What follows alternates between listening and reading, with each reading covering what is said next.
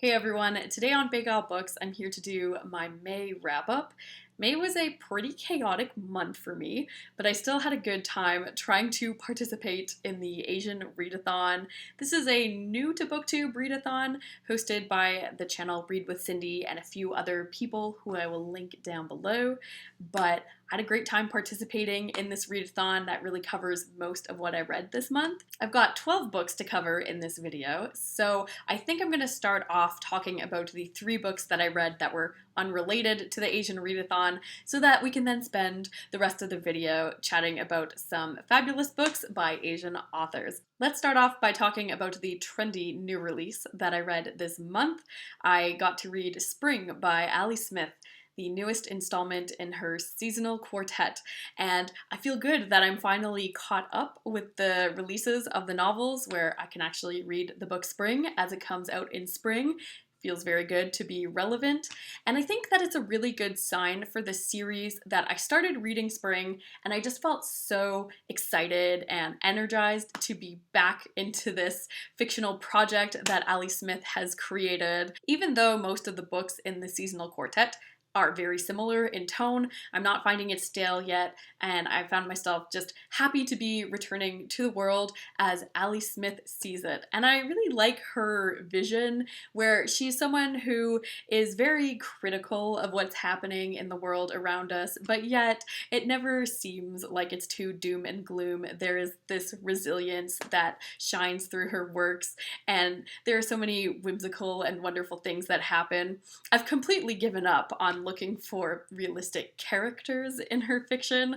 I find most of the characters in this seasonal quartet are not like any people that I've ever been fortunate enough to meet. They're all just very witty and extremely knowledgeable, and some of them are just these mythical, sprightly beings, so they're delightful to read about, even if I don't feel like they're particularly realistic, but I still really enjoy what Ali Smith is doing with this project. I particularly appreciate how Ali Smith includes narratives about refugees and the really dismal, poor way that refugees are being accepted into new countries. You know, these are people who are leaving their homelands for a variety of terrible reasons, and then sometimes upon entering a new country that is supposed to be the safe haven, their lives can end up becoming so much worse. And in Spring, Ali Smith is writing about a detainment center where refugees are being treated like prisoners and just illegally detained for months on end, so that was pretty upsetting to read about. So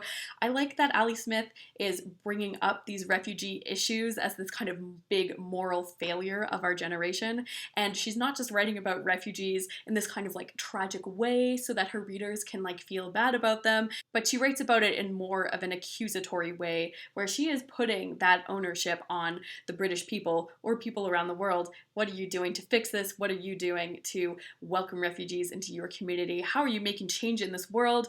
I like that Ali Smith asks those questions with this series. I found with Spring I enjoyed the first half of the book more, as I was getting to know the characters and getting immersed in their world, and I wasn't quite as engaged when the plot started rolling along, but I still really enjoyed myself, and I'm very excited to see how she's going to tie together this whole project when Summer is next released. Next up, I have an oldie but a goodie, and that is The Way of All Flesh by Samuel Butler.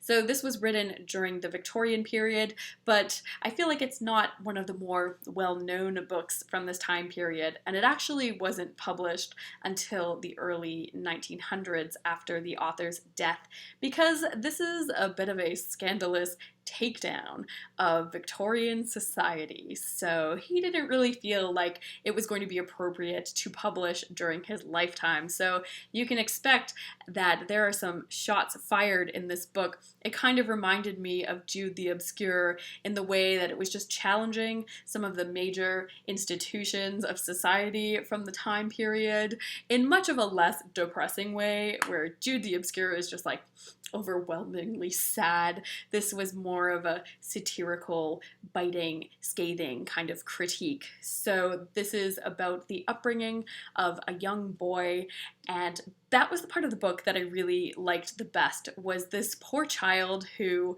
just really wants to experience kindness and nice things and how society kind of works to like crush that purity out of him. He's got these Christian parents who are supposed to be these really good, pious people, but of course, you know, they're very hypocritical and they're not the kindest to their child. You know, they think that they're doing their best, but you can really see that Victorian parenting, there was some questionable things happening, and then things get even more scathing when he continues with his education. This was a very enlightening read. I found it very fascinating to look back on what life was like 150 years ago and see how much has changed and how far we still have to go. So I did really value this reading experience. There were definitely a few really quotable moments in this book that really got me thinking about some of the big things in life. Right in the beginning of this book, on like the 3rd page, there's this remarkable conversation about what makes a man's life worthwhile or what makes a man great. And they're talking about how the real important thing in life is to be someone that can be trusted during an emergency. And I've just been thinking about that idea so much. I didn't feel like the narrative was as strong in the second half of the book as the boy started to grow up. His life kind of spiraled into this mess, but I did really value this reading experience. I also had a wonderful serendipitous moment at the bookstore involving this book the other day. As you can see, this copy comes from the library, and I've already renewed it like 2 times, so it needs to go back soon. And I was researching what copy I wanted to buy, and I saw that there was a really nice Penguin English Library edition, but those are pretty hard to come by, so I was looking at where I could buy it online, and then walked into my used bookstore this weekend and found a copy, exactly what I was looking for, this beautiful Penguin English Library version. So really happy to own this. I think that this is a Victorian classic that deserves a little bit more love. Next up, I have a classic from the noir genre, and that is The Postman Always Rings Twice by James M. Cain.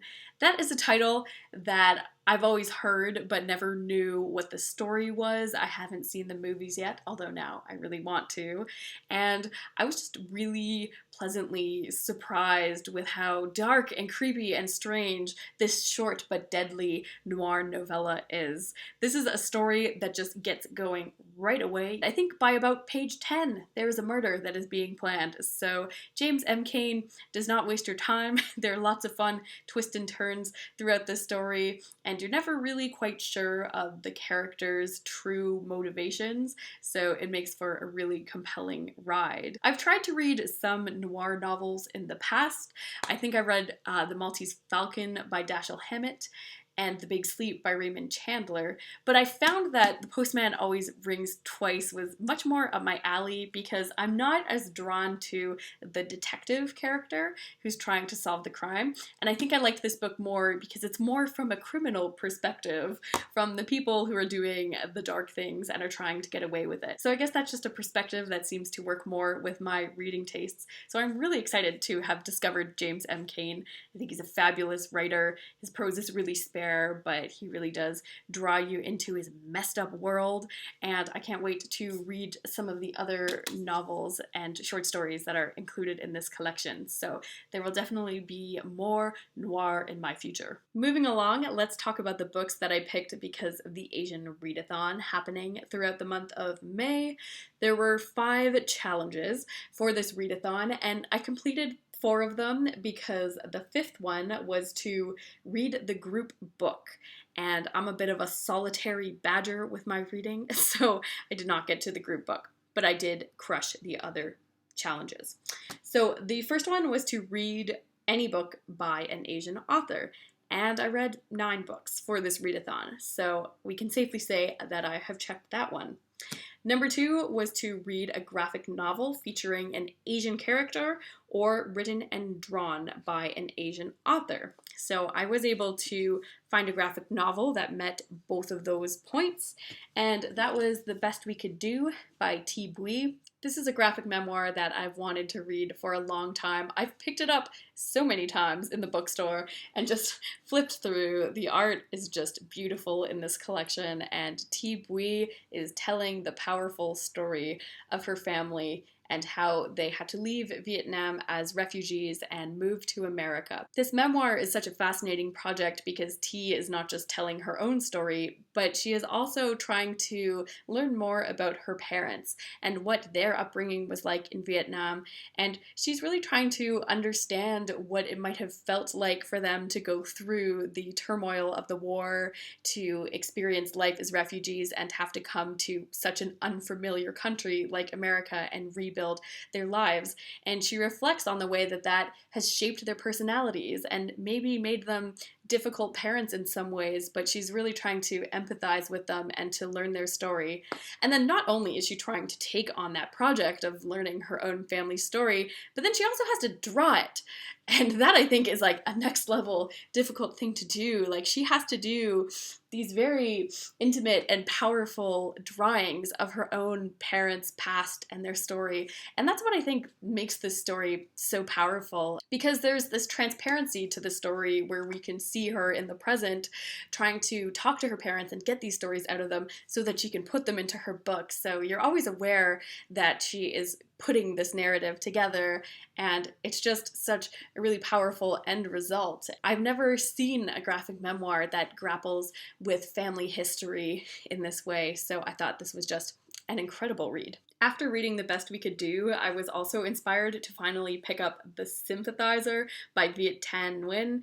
This is a book that won the Pulitzer Prize a few years ago, and I've been wanting to read it, and this month was finally the perfect excuse to get around to it. It was so wonderful to read The Sympathizer so shortly after The Best We Could Do, because even though these books are so completely different in how they tell their stories, I feel like they're sharing some similar ideas, and they worked together to give me this fuller picture of what Vietnam was like before and during the war, and what the experience of being displaced by the war was like. Both of the authors of these two books were born in Vietnam, but were raised in America, so they have that kind of double vision of being familiar, but questioning of both of these cultures, so I thought it made for a great paired reading experience.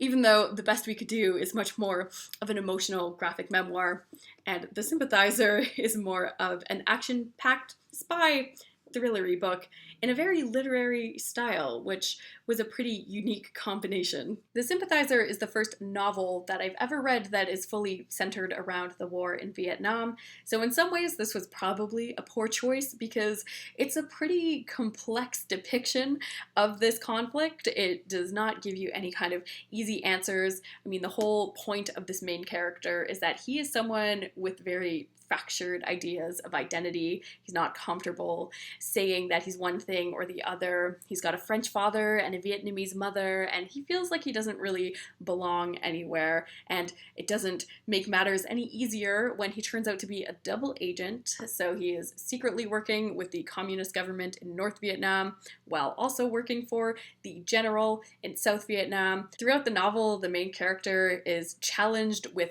who he really is deep down and how his actions are going to define him. So he has to do some pretty heinous things to stay in the good graces of both of the sides that he's working for, and he's wondering how these actions define who he is as a person. So I liked that this novel was addressing those difficult moral dilemmas that spies could find themselves in. There are definitely some heavy and intense moments in the story. There is some graphic torture scenes, so probably don't go near this one if you're a bit squeamish. Really, the last 60 pages of this book are quite a brutal read, and I actually finished this book sitting at a public park on this beautiful evening. The sun was setting and swans were going by on a river in front of me, and I was reading this gross torture scene, so that was a big disconnect.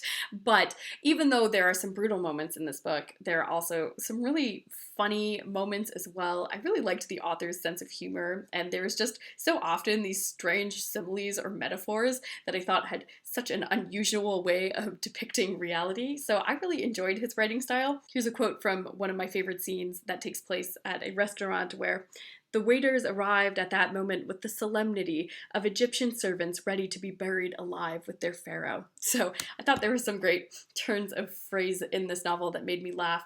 I think some people would probably critique this book for being overwritten, or maybe they thought there was just a little bit too much going on with the writing. But I'm not really someone who feels that way. I guess I'm a bit of a maximalist. I didn't really have a problem with the wordiness since I found the language was so playful and inventive and I really liked what it was doing. So I guess that this could be a book where you maybe sample the first few pages and see how you're handling the writing. I personally loved this thing right from the beginning, so you either get along with that kind of style or you don't. But I thought this was just such a fantastic debut novel. It was heavy going, and I did find it took me a long time to finish this book, but I am so glad that I read it. And I'm happy that the first novel that I read around the war in Vietnam was one actually written from a Vietnamese perspective, because I feel like it really did the situation justice and honoring the complexity of the situation and how it really changed people's lives. Prompt number 3 was to read a book featuring an intersectional Asian character or written by an intersectional Asian identity. So I think a few of the books I read this month could fit this one, but the one that I picked up thinking about this prompt was actually an essay collection, and that was The Collected Schizophrenias by Esme Weijung Wang. Esme is a Taiwanese-American author, and these essays are centered around her experiences with the schizophrenias. And this is just a mind-blowing collection that deals with so many different facets of experiencing a mental illness. Most of these essays are very deeply personal in nature, so Esme is very articulate about her own experiences and how schizophrenia has affected her life, from her personal relationships to her education. There's a really interesting one in here about her experiences with mental illness while attending an Ivy League college, and each essay in here touches on a bit of a different topic, but each one of them is just so insightful, and you can learn so much in these very fascinating discussions about mental illness and how it's a scientific field that has really changed drastically over the past 50 years and is one that just continues to be changing. There's always new research and these new theories, and it was just a fascinating collection. So if you're interested at all in learning more about what the schizophrenias are or mental illness in general in society, this is just a brilliant collection. Finally, the last prompt is to read a book by an Asian author that was originally written in their native language. So for this one, I read 2 translated books this month. Both of them were translated from Japanese. The first one that I have is Convenience Store Woman by Sayaka Murata, which was translated by Ginny Tapley Takemori.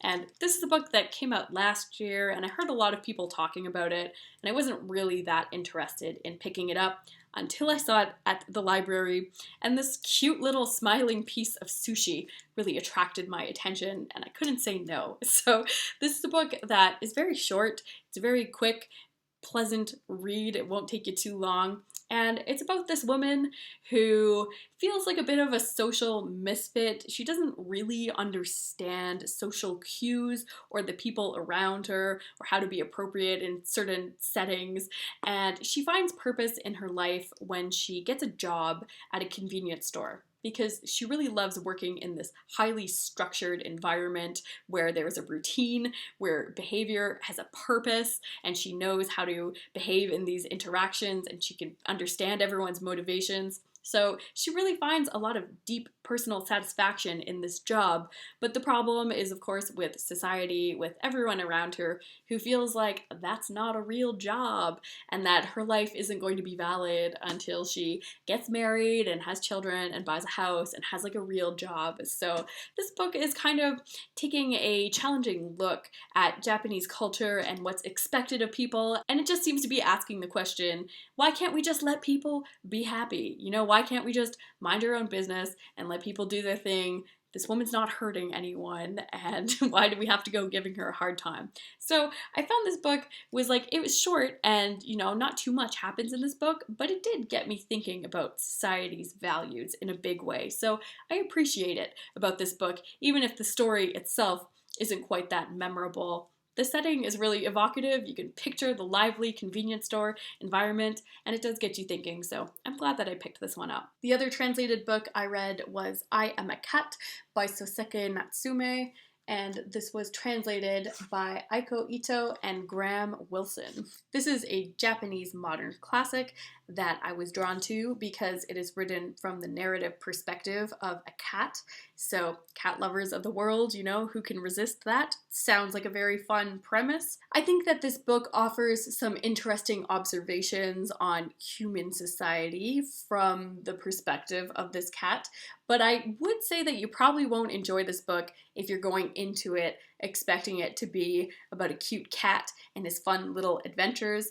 It's not really about the cat and what he gets up to. It's much more about a cat who kind of sits and lies around the house all day and listens to the conversations that his master has with other people who show up at their house. So really, most of this book is just dialogue and just the cat plainly observing what's happening around it. So it wasn't as much fun as I was hoping. I mean, the cat voice does allow you to view human behavior through a different lens, so that was kind of interesting. But unfortunately, the cat's master is a pretty frustrating person. He's this super lazy school teacher, and he has a lot of these pretentious friends, and they just talk a lot. So I found I enjoyed the earlier stories a little bit more, but I grew tired of the personalities by the final stories in this book. I just wasn't quite interested in hearing all of their annoying conversations and the hijinks that they were getting into. It did really lose me by the end. There were definitely some funny moments, but I think through the translation and over the course of 100 years, the humor is maybe not as biting and hilarious as it might have been when this originally appeared. Also, maybe I'm a bit more unfamiliar with the Japanese society that is being poked fun at in this, so this wasn't an amazing read for me, but still worth checking out. Another novel that I read from a Japanese perspective that is not a translation is Chorus of Mushrooms by Hiromi Goto. This is a bit of a darling in the Canlit world. I've seen so many Canadian booktubers speak fondly of this book. So when I saw it at the thrift store, I had to pick it up, and I'm glad that I did. This is a book that is exploring the immigration experience. So it is about a family that has moved from Japan to Western Canada, and we're dealing with 3 generations of this family. So there is the elderly grandmother who still vividly remembers life in Japan, is still very connected to her culture, and is having a harder time adjusting to Canada. She basically just sits in a rocking chair for 20 years and just keeps babbling in Japanese until one night she decides to hit the road and go off on some adventures. So she was quite a fascinating character. Then there is her daughter, who is primarily concerned with fitting in to mainstream Canadian society, and she kind of does that at the loss of her own culture. So she is someone who is willing to change her name and to start eating Canadian foods, and she doesn't teach Japanese to her daughter, and she just really wants to assimilate and fit in. And then you have the daughter's perspective, and she's someone who, as she grows up, starts realizing what she has lost from not being connected to her Japanese culture, and she's working towards piecing together this part of her identity that she feels like is missing. And she has some anger towards her mother, who she feels like has robbed her of this cultural inheritance. So it was very interesting seeing that story at play and trying to understand where the mother is coming from in distancing her family from their culture, but also how resilient culture can be and how you can still pass it along through generations and finding it on your own in your own way. The book is very concerned with storytelling and wordplay and language, so it is a very rich sensory experience reading this book. The only thing that I didn't really love about this book is that the daughter character who is telling the story in the present is telling the story to her boyfriend, and every time she is telling some part of this narrative to him, it stops and she describes how they start making love with each other, and it just happens so many times throughout the book. So it's like, we get it, you guys have a nice relationship, that's great, but it really did like remove me from the story. So this was a book that, like, it's not very long, but it still took me a long time to read because it's not a very plot heavy book. There's not a lot of forward movement. You're more meandering through the minds of these characters. So it was a valuable reading experience. I enjoyed it for the most part, but it was not a perfect novel for me. Next up, I have another novel that is set in Japan, but is centered around a more Korean experience, and that is Pachinko by Jin Lee. This is, again, another book that was popular maybe about 2 years ago or last year, and one that I have wanted to read because I've heard it's like this sweeping multi-generational family saga. The novel is centered around the experiences of Koreans who have left their homeland. They live in Japan, but they experience a lot of discrimination for a very long period of history, to the point where, people that have been living in Japan for a few generations are still having children that are not being accepted as Japanese citizens. So it is really exploring how messed up that situation is. Unfortunately, while I really enjoyed learning about this history, I can't say that I really enjoyed reading this novel, and I'm very upset to say that because I know a lot of people like this book. I was kind of concerned right from the first sentence of this novel that it wouldn't be something that I'd love. History has failed us, but no matter. And there's something about that line that worried me, because I'm all about characters who are really passionate and they're like railing against the injustice of their life, and characters that just sort of accept their tragedies and move on from that. While it's a very noble and honorable thing to do, it's not something that I think is going to be really compelling. And unfortunately, that's kind of what happened, where the characters in this book, a lot of them are just very nice, hardworking people, but there's just a certain dullness I felt about a lot of the characters and the situations that they were in. I just wasn't really engaged in their stories. I just couldn't feel a lot of passion in this book. It is definitely more of a quieter, slow-paced book. So I can see how this would appeal to a certain type of reader. But for me, it was just missing a spark that I look for in fiction. I don't think that the writing was particularly captivating. It too was very flat and just kind of describing things in a simple style. I didn't think that the characters were particularly complex or memorable. Even now, it's been a few weeks since I've read this, and I have a hard time remembering who anyone was in this book. It just didn't really stick with me. Another thing that I didn't really love was I feel like this book was very obvious about its themes, and the themes are kind of simple, where, you're reading this whole 500-page book, and all it kind of equates to is like, hey, did you know that not all Koreans are negative, like the stereotypes? But also, not all Japanese people are evil. So humans are kind of a little bit of both, and you never really know. So I just didn't think that that was a very complex theme. Of course, people are all going to be different, and we can't just judge them based on their nationality. Also, I found it a bit jarring that every time there was a female character, there was a description of her breast size. This was happening consistently throughout the book, which I feel like if Jin Lee was a male author, she would have been clocked majorly for that. But I guess you kind of get a pass if you're a female writer. But I just found that kind of strange, and not all of the narrators are male, so it just seemed like a strange thing to have to describe in detail throughout the whole book. So yeah, Pachinko didn't really work for me, but it was still good to read something from a Korean perspective for the Asian Readathon. So I guess it wasn't entirely a waste of time. And lastly, I have 2 short story collections that I was working my way throughout this month. The first one is Interpreter of Maladies by Jhumpa Lahiri. Lahiri is an author whose family has Bengali heritage. I think she was born in England, but she was raised in America. And I think most of these stories reflect the author's own background, since most of these characters are from West Bengal. They are either still living there or they have immigrated to America or England. These stories were very sensitive, rich character portrayals. I did feel like they were very quiet and slow, but I feel like most of them were successful at really drawing me into the world and making me care about the characters.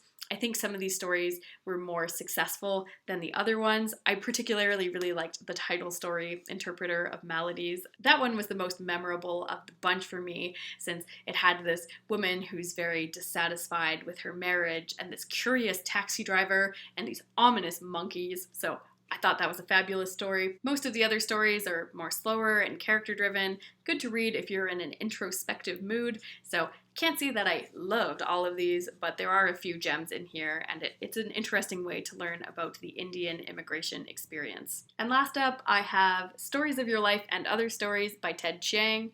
I believe Ted Chiang is an American author with Chinese heritage, and I picked up this collection of speculative fiction stories because I really enjoyed the film Arrival, which was based off one of the stories from this collection. So I had just recently watched Arrival with one of my classes, and I was getting into it again, and I wanted to read the source material, and that was a great short story, and I think that the film did a really great job of interpreting it.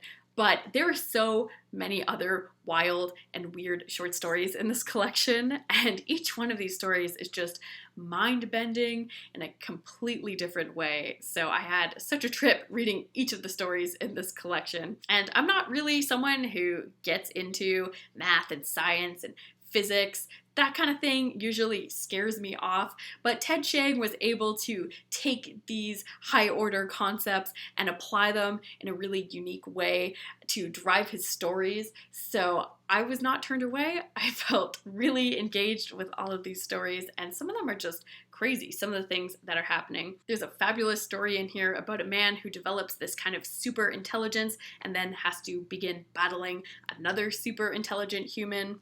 There's a story in here about a world where angels visit the earth and cause natural disasters in their wake. While some people who see the angels suddenly believe in God because they've witnessed a miracle, other people become very bitter because the angels cause a lot of destruction in their wake and people are being killed at every visitation. So that was a fabulous story. In short, I feel like these stories had fabulous concepts and they didn't lose anything on the delivery. They were emotionally satisfying and very engaging stories.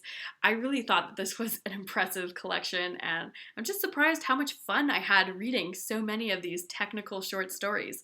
And I actually think that Ted Chiang is blessing us with another short story collection that came out last month or quite recently. I know that he's not a full-time writer. He just happens to drop these wondrous short stories on the world. So I'm glad that I am now in the know with Ted Chiang. This was a great collection of short stories, and I can't wait to read more from his brilliant mind. So that's it for all the books that I read in the month of May. I have been sitting here and talking for a while, so I'm slightly concerned that this is going to be my longest wrap-up ever. But thank you so much for checking out this video. Let me know if you participated at all in the Asian Readathon, and if you read anything good recently. I'd love to hear what you're reading. Thanks so much for watching this video, and I will see you again soon.